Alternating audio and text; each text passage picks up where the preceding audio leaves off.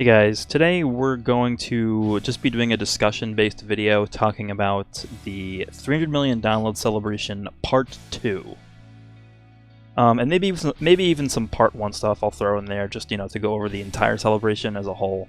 But there's been some controversy just about everything that's been going on throughout, both parts of the celebration. There's been some controversial parts, sprinkled in here and there. So let's just go ahead and just jump right into it. I think I'll just talk about things as we get through this here. So we have this stuff. Movie doesn't really matter. This Dende thing is pretty cool. A lot of stones. So something I'll just start with. I think this celebration is exceptional in terms of giving out a lot of stones and like rewards. We've seen that pretty much consistently throughout the past few major celebrations. So I think starting from the 3-year anniversary, we had that, then we had 250 million, then we had 4-year, and now we're at 300 million. I think all of those celebrations have done a stellar job at giving out a bunch of rewards like stones, orbs, kais, Zenny, all that stuff. So this celebration definitely up there as among the best in terms of volume of rewards it gives out. So just in terms of that alone, I think it's greatly beneficial to free-to-play players and people who like to save their stones for their favorite banners and stuff. So definitely a plus on that end. So first we have this ultimate life form thing, and I assume this is, I haven't really looked into this too deeply, but I assume that once you clear all 5 stages of this event, that will then unlock the perfect cell sort of raid event, where that's where the Strength Super Saiyan 2 Gohan will be able to easy A from, and he is very good. I actually think that there are instances in which you would prefer to use him over the Int LR Gohan, just because of his defense and ease of use. Like, you don't have to nuke with him, you don't have to get that many orbs and stuff like that. So, in terms of this event, though, I think this gives out like 15 stones in total, and it's like 5 stages, so it's pretty cool. Okay, so this one's controversial. The Extreme Z area, sort of new age easy A sort of thing, where you have the free-to-play Goku and Gohan, and the free-to-play Vegeta and Trunks units who are getting an easy A through this sort of new method, the Extreme Z area. So in terms of actual difficulty, I don't think it's that bad, like just difficulty-wise. But let's just take a step back and think about what these easy A's for free-to-play units are intended to be doing, and essentially what their overall purpose is. Okay, so I don't actually have it pulled up here, but if you just take a look back or think back about the majority of previous free-to-play easy A's, like you have Goku Jr., Vegeta Jr., and then you had Strength Namek Gohan during the 3-year anniversary, and then you had AGL Namek Piccolo during the 250 million download celebration. They were all free-to-play. They had their own orbs, and they had their own traditional EZA events. But what's the big difference between the way those units receive their EZAs and then the way these units receive theirs? I would say difficulty is a factor, but even just ignoring difficulty, they're just heavily limiting you on what the characters you can bring to the event are, to where the point where it's not even out of the question for new players to be unable to even participate. I mean, let's just take a look here. We have these 4 who you have to bring. They're telling you right off the bat, you must bring these 4 units. And then on top of that, you have to bring these. Like, these are the only characters you are allowed to bring to the event. And then they're even restricting your friend leader. You can only bring Cell. So, while I think this is a cool idea for an event, it's just way too restrictive. I mean, isn't the main point behind making powerful free-to-play units for the benefit of players who aren't free-to-play or don't spend much on the game? Like, so in that sense, I just find this to be extremely counterintuitive, almost to the point where it just seems like this entire methodology or structure has like severe goal misalignment with what the community values, and obviously we've seen that a ton from, the pushback from both global and JP players. So. Obviously, people are not very happy about the style of this event, and even just aside from that, like if we take a look at like the stone rewards and stuff like that, I don't think that's an issue at all, because we'll be getting the stones from the EZA Gohan event coming from here, like the 30 stones that we get. I've seen some people mentioning that they would have liked to see like this has its own EZA and this have its own EZA to get like 60 stones and like a bunch of rewards, but I don't think that's very realistic. But that's just my thoughts on this. Like, I do appreciate the fact that they're trying something new, but it's just too restrictive, and like this is supposed to benefit free-to-play players more than anyone, and it just seems like it's hurting them more than anyone in this case. So that's just what I think about this. Okay, Infinite Dragon Ball history. So just a little bit of a aside here. I have a video recorded on this event where I go through it for the first time, completely blind, didn't even read up about it, didn't know anything about it. All I knew was that it was a quote-unquote super difficult event. And that was the same exact language that they used for Super Battle Road and the Legendary Goku event. That's only on JP right now. I didn't bother to make a video about this because it's just, you know, whatever. But you guys will probably end up seeing that tomorrow. I'll probably post that tomorrow at some point. I was like severely disappointed in how easy this was, but more so than that, it's pretty much exactly the same structure as a Legendary Goku event.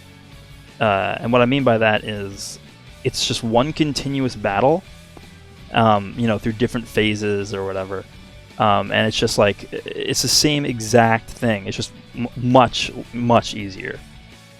So the same strategy you would use for the Goku event and the same everything you would use for that Goku event, like it's almost as if there's no point in even doing this event once the Goku event comes out, because the Goku event is just superior in every single way. The only this event is just literally like a baby version of the Goku event, and obviously the Goku event is only Goku, but it's you know, from a technical standpoint it's the same thing, because you're fighting different enemies in here, and that could technically affect like some passes for units, like, oh, they get like critical against an android's unit or whatever. But that's pretty much the only difference, the type of the enemy, because it is still one continuous stream of enemies or phases. It's just this feels like it's way toned down from what it should be. Like personally, I would want to see, instead of like, them doing the way they did it here, like maybe start out the event with the enemy being super powerful and then it gets weaker over time or something, so that you're not forced to, you know, use the same strategies as the Goku event, and you could sort of build your teams in different formations to have a better chance at winning. That's something that's, you know, makes you think differently and build your team differently. So, extremely disappointed with this. Like, out of everything on this entire list here, this is easily what brings this celebration down for me, like, the most. Out of both parts as well. Okay, so next we have this top legendary summon. I'm not really that, like, when I think of like how good a celebration is in totality, I don't really consider the units that come out. Like, I much prefer content, and that's why I'm so disappointed about this Dragon Ball History event. Now, obviously, units are important for a lot of people, and Android 17 and 18 are not, you know, I wouldn't really call them like extremely hype units or exciting units, but they do fit the theme, sort of. Because in the live stream they mentioned that the theme would be like a combination type of theme where you have like multiple characters in the same card. But then they also mentioned that it was a Cell Games theme, so it's a little bit strange that they decided to pick these guys, because they're obviously not present in the Cell Games, unless you want to count like 18 getting regurgitated by Cell. But yeah, I'm not really too excited about this. I mean, I'll summon for them, and I'll probably try and get at least like 1 or 2 copies, but I'm not going to be going head and shoulders deep into this banner trying to get like 4 or 5 copies of this unit. It's just not, it does not interest me in like deeply at all. And that might change once we get to see their super attacks and the details of this unit, because I do think, don't get me wrong, this unit will be one of the best units in the game. They're not going to throw out an LR Android 17 and 18 and make them bad. Like, that's not going to happen. Something else interesting here is that they say it's only 17 and 18. But obviously clearly we have 16. In fact, 16 is probably the focal point of this art here. So, I don't really know what's going on with that. Obviously, there could be multiple different scenarios going on here. And this is the SSR art, by the way. And this is the SSR art that they're talking about here. So, like, I posted this on Twitter a few days ago when this was shown off. But my 2 theories about this are, 1, this could be a exchange type unit where you have maybe 17 and 18 in the like the LR card, like so the fully Dokkan Awakened LR card could be 17 and 18 with an exchange mechanic where you exchange from them into Android 16. You know, when 16 fought First Form Cell, so something akin to that. Or this could be a situation where, remember when the AGL Kid Goku, who was able to be Dokkan Awakened from an SSR to an LR through those 3 story events, the Dragon Ball story events, the movies?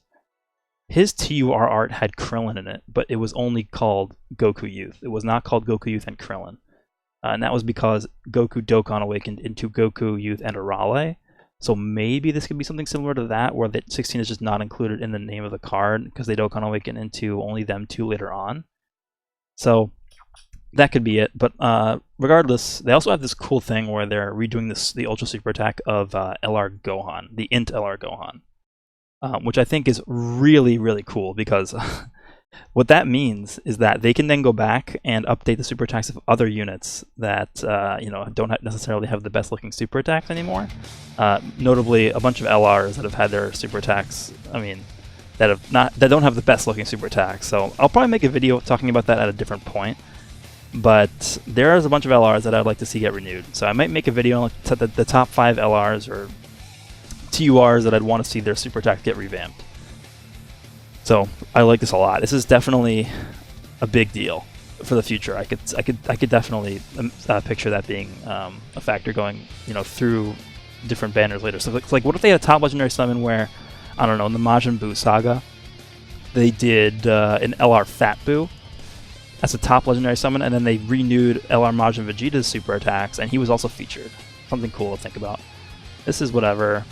Discounts are getting renewed. I don't know exactly what that means. It says the shop will undergo maintenance 9/16 to update the discounted merchandise. I don't know what that exactly means. Are we just going to get this refreshed, or what's going on? I don't know what's going on. 30th World Tournament. So we literally just had a World Tournament on Global, like literally a month ago. Started on August 22nd. This tournament is going to go live on September 26th, so a little bit over a month. That's pretty short. Yeah, I don't know. I'm not the biggest fan of the World Tournament. I do grind it as much as I can, but I've been super busy, so I don't really have enough time to get a high ranking recently. But yeah, I mean, it is what it is. I feel like it's too frequent. But, you know, the more power to people who like to grind the World Tournament, I guess. This is open every day, and I mean, this is just to help this, I assume. This is fine, this is fine, this is fine. Login stuff is cool, missions are cool. That's pretty much all of Part 2. Overall, I would say it's pretty disappointing, just mainly due to the fact that this was like the thing I was looking forward to the most, and it ended up being like a joke. But I do think this is cool, regardless about, you know, just aside from the fact that I think it's very, very restrictive and it's not, it's not set up in the way I think it should be set up. I do think the idea is cool, and if they decided to go with this structure as like the main way that they're going to start easy-hanging banner units, so like we're coming up on the era where the 120% units will be receiving their EZAs, you know, probably within the next 6 to 8 months, I would say. So maybe in the next 6 to 8 months, we might start seeing like the original Super Saiyan 4s getting their EZAs, possibly. I mean, we do still have a few 70%, 100%, and then also the Vegeta Blue and actually no, thinking about it now, we actually do have Vegeta Blue, Rose, and then also Merge Zamasu and Trunks. So this is a little bit of ways off, maybe like closer to a year away.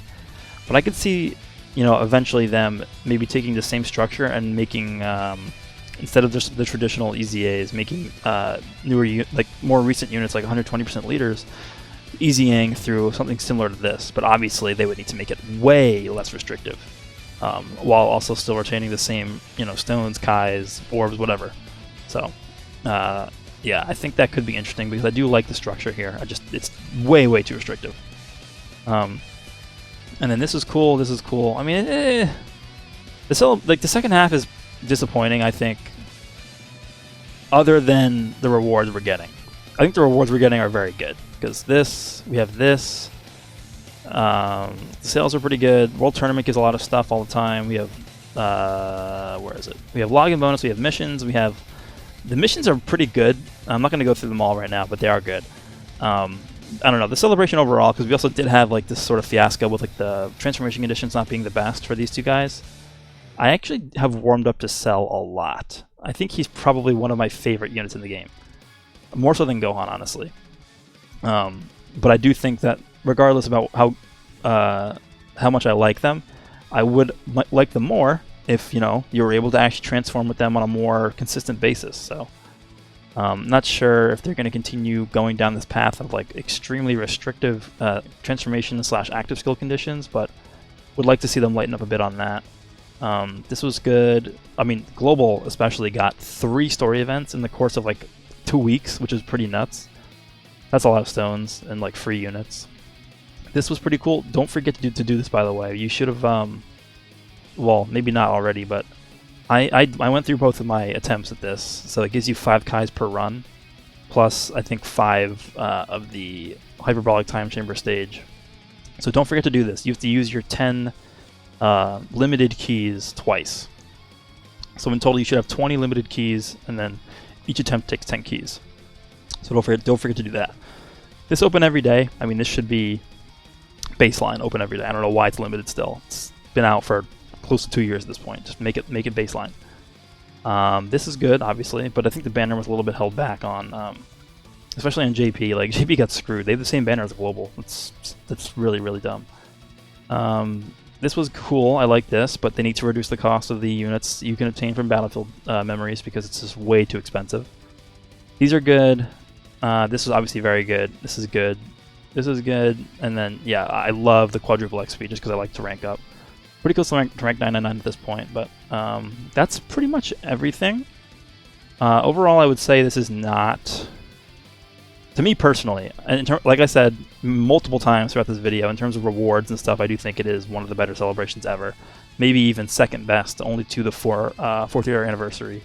But personally, I do not think this celebration is even close to as good as I was hoping.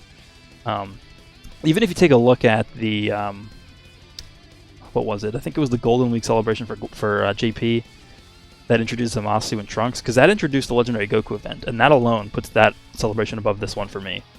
I don't care about this. I mean, I don't even really care about this. Like, of course I love these characters, but I don't, like I said earlier, I don't really consider the new units to be a factor that much in how much a celebration, you know, is how good a celebration is. This was like a stab in the back for me. This was really, really disappointing. I mean, obviously it can serve as sort of like a placeholder for Global before the Goku event releases. And I do think this could be useful, you know, if you're not someone who has like a bunch of rainbowed units and stuff, and you're like a newer player or a player who hasn't been playing that much or is free to play. I think this is a pretty well-toned event for players like that. So that's definitely good, but in terms of difficulty, like, just let us like increase or decrease the difficulty to how we want it to be. That's the whole point of this event. Like, the whole point of this event is not to get the rewards, because you're going to get the rewards no matter what. Like, it's the one-time thing. But in terms of replayability, maybe make it so that once you obtain all the rewards, you can then go back in and adjust the difficulty to make it harder or easier. Like, that just would satisfy a lot more people, I feel like. So yeah, that's basically everything. Let me know what you guys think about the celebration as a whole. I don't know. I'm kind of disappointed about the whole thing, honestly. I mean, we're coming from a period where we have sort of the community split in half about the transformations for Gohan and Cell, and then we come into this.